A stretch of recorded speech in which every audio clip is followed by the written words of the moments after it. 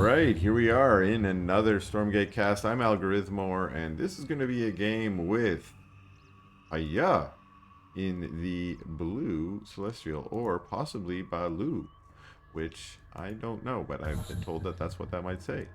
And in the red, this in Celestial, red Vanguard is ROFL, who is one of the top Vanguards on the ladder, at least today, before the ladder is reset. This game was played out maybe a week or so ago, also on the ladder, I believe. And we can see this one's on Titan's Causeway.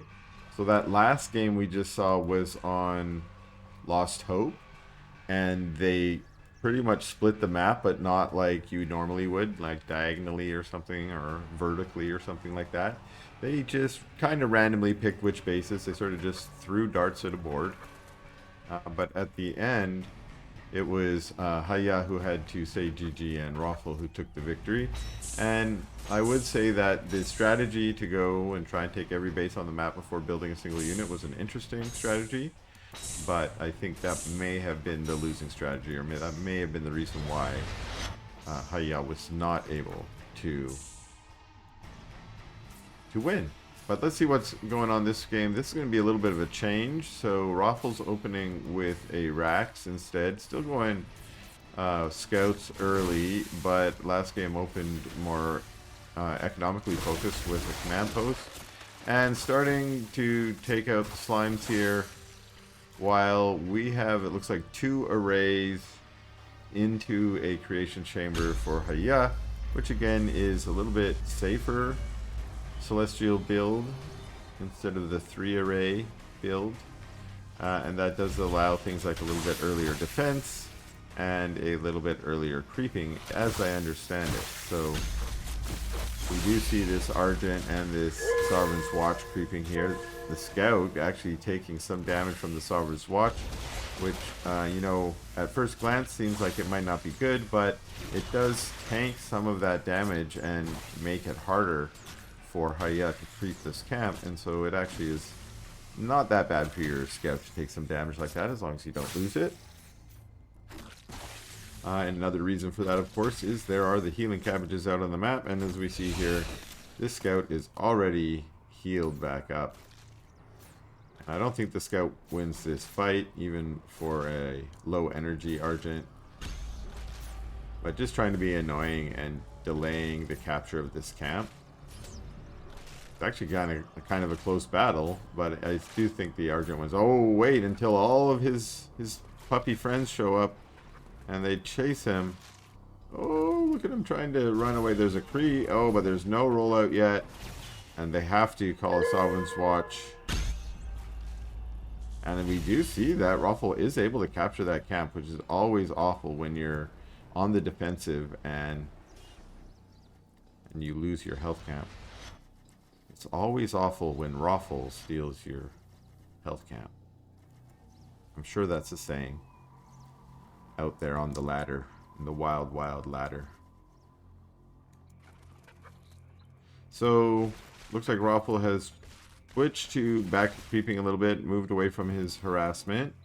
But the Kree show up here and they want to steal some, and they do. They get a couple of those Shadow Mastiffs, and now they're going to try and chase away the units. They want to get on top of the Scouts, and indeed they get a pretty good rollout there, trying to reinitiate their rollout by running away.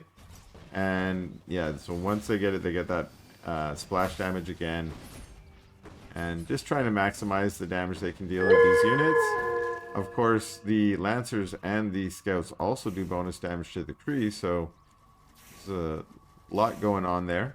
One thing that I'm excited about from the patch notes and the new patch is they mentioned that they want to reduce some of the complexity in Tier 1 and some of the Tier 1 countering each other kind of plays.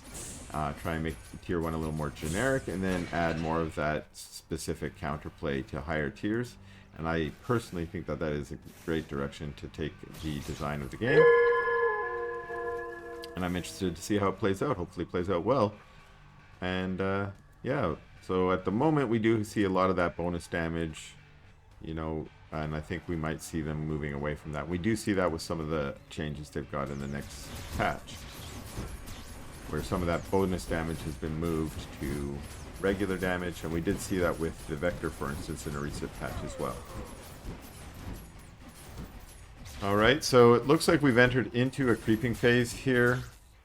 There was a lot more early aggression than we saw in this game than we saw in the last game. And there's still this scout trying to, I think, mostly just get scouting information and be a little annoying. But what it's been doing is causing high-res units to kind of chase it around for a while. And if they're chasing around your scout, that means they're probably not capturing camps, taking creeps, and that means you can get a little bit ahead. Eating another cabbage, the favored food of scouts in Stormgate.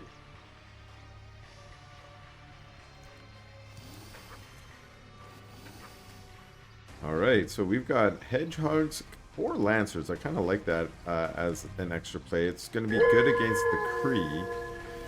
One reason is they are heavy units, and so these other units will all take the bonus damage from the Kree, and the lancers can do a little bit of tanking, which can, for most part, really nullify the DPS of the Kree.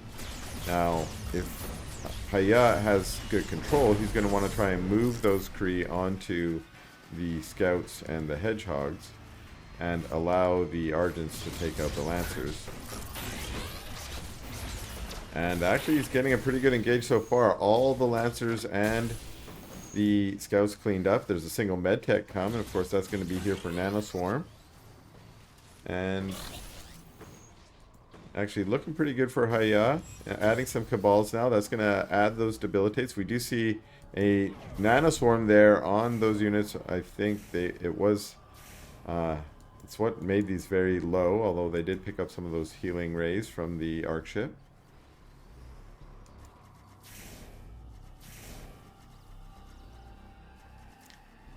Alright, so the Cabal here are, of course, now considered to be quite a strong unit. They didn't get a lot of play up until recently, but that's how it goes sometimes. You don't, the same thing happened to the Graven. They were sort of ignored for a long time, and then once they enter the meta and people start to realize their strength. So, of course, the Cabal have a few powers.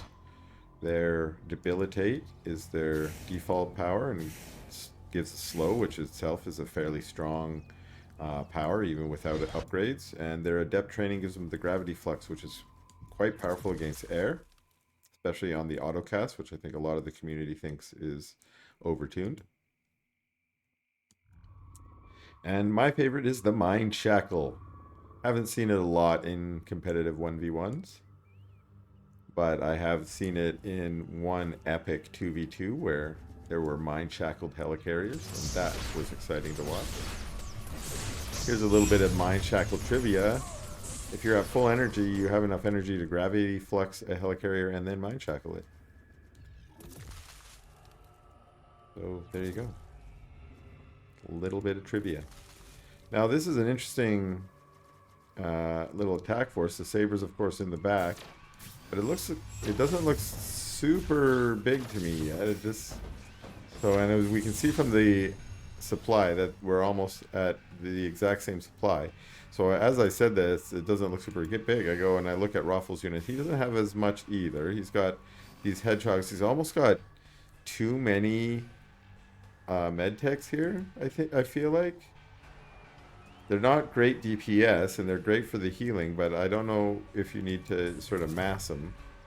Of course, they do have other skills as well. They've got their System Shock skill, which is also a skill that I don't think is used as much as it should be. It gives them a speed boost.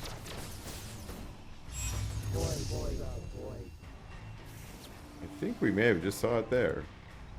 Wasn't sure, but I did see a very speedy looking Lancer. Of course, Lancers can get speedy if they took damage. He may have just been kinetic redirected. Alright, interesting. Reinforce going down. Of course, that gives bonus armor to the building, making it harder to take out. Bob's turn to fight, but they get kind of mowed down. And we see a stasis drone actually on one of the Sabers, but there are still 3 Sabers getting that DPS out. Purify going down on the Argents here. We get a gravity flux on one of these Vulcans. Yeah, looks like it's been a good fight here for Haya. Most of his, well, the Sabers in the back doing that nice damage. Now his Argents are kind of getting cleaned up. It looks like the the Cabals also low on energy are gonna get cleaned up. And now it's just the Sabers. So actually, nice turn here for ROFL. I'm not sure what it was there. Maybe it was the Medtechs. Maybe I was wrong. Maybe some of the Nanoswarms there really helped out. And yeah, now we see Haya turning to run.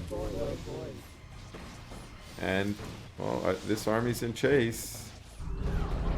And that Saber uses this mass acceleration. Can it get out of there in time? It looks like it can. Turns and shoots its beam back. Says, get away from me. A single Hornet, maybe trying to pick off the low. But there are Argents here. So the Hornet, yeah, gets chased away.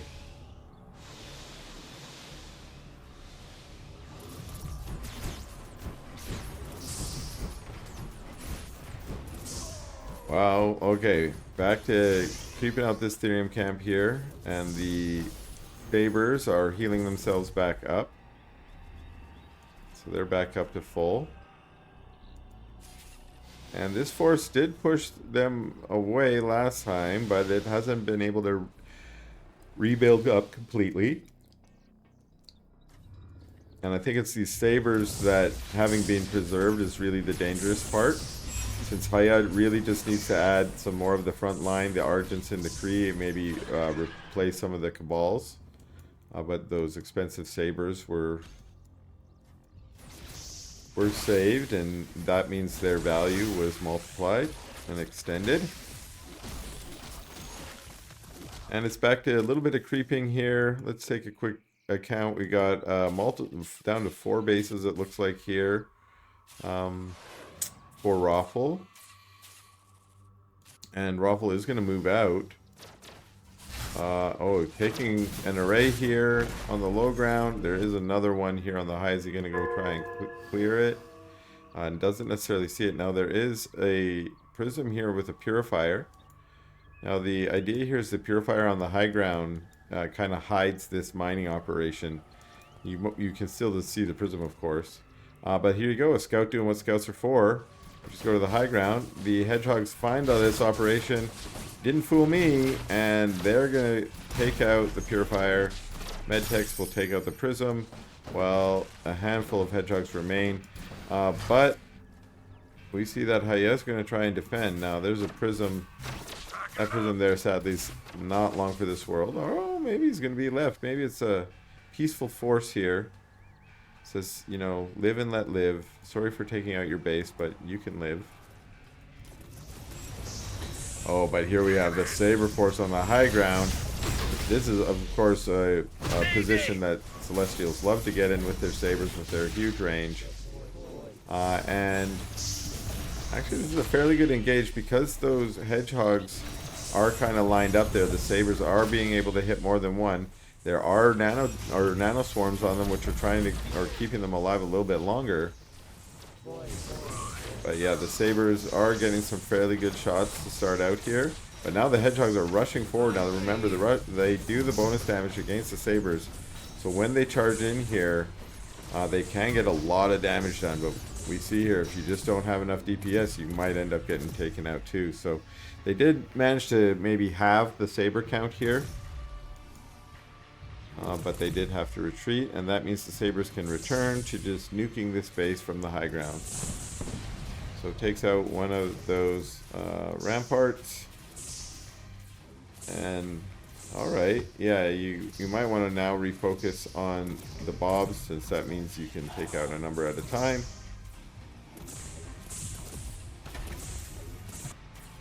So this base has been taken by the scrapyard here for ROFL. He's sending a lot of his Bobs over here because I think he's had to retreat some here. So he doesn't really have full mining here. A lot of his Bobs here are just healing up the command post. And there is now the reinforced on there, which, like I said, increases the armor by 200 or it adds 200 armor. Kree trying to come in here now and get on the Bobs to punish the repair, basically. And that should end this base, although we now see... Oh, it's such a small force, unfortunately. I don't know if it's going to be able to do anything. So it actually retreats while this base is probably going to go down. What do we have here? Hedgehogs trying to be a little bit of a harass force. I do like this. The hedgehogs... Oh, they were so close on that one. They're so speedy that they can kind of rush in there and just pull the army back. The whole intention of that was to pull this slow-moving army back to have to deal with them, and they got what they wanted. Alright, I'm going to build a base under your base. This is a callback to last game. And here comes Haya to try and defend this.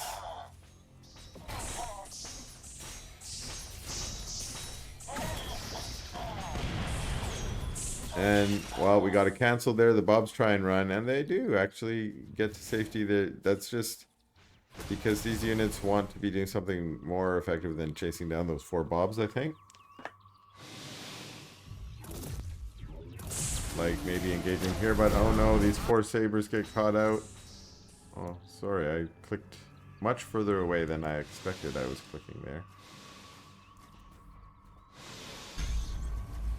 Alright, so Haya's army, and remember, it's a little bit slower moving, at least with the Sabers in tow. And so that does mean this slightly quicker army can kind of move around. But it's interesting now that ROFL has taken the center of the map, and it's Haya here, who might be getting on into a more aggressive stance. They build the sentry post. I love this from ROFL. He's like, I got Bobs here, I'm just going to build a sentry post that will slowly attack all your buildings. Sauron's Watch to try and deal with it. And is it going to go down? Can they outheal it? Oh, these poor Bobs. They were derping out a little bit, as Bobs do, you know. And now it's this base that's under a pretty serious threat. And while it gets taken out, this last rampart's also going to go down. And yeah, Haya's going to retreat from that.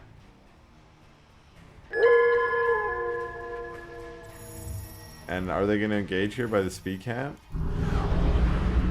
Oh, nice positioning from Haya. I like how instead of just A moving in, he moved his army to get a concave before he A moved in.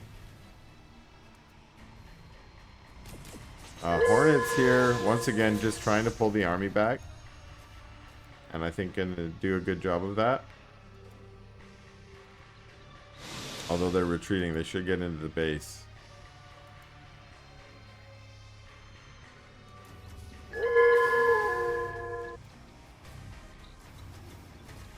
Okay, are we going to get an engage here? Okay, the Hornets are back at it.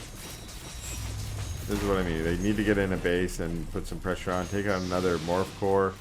Here come the Size. Again, I'm not super sure who wins in this type of engagement. 5 Size versus 5 Hornets. It looks like it's the Sides.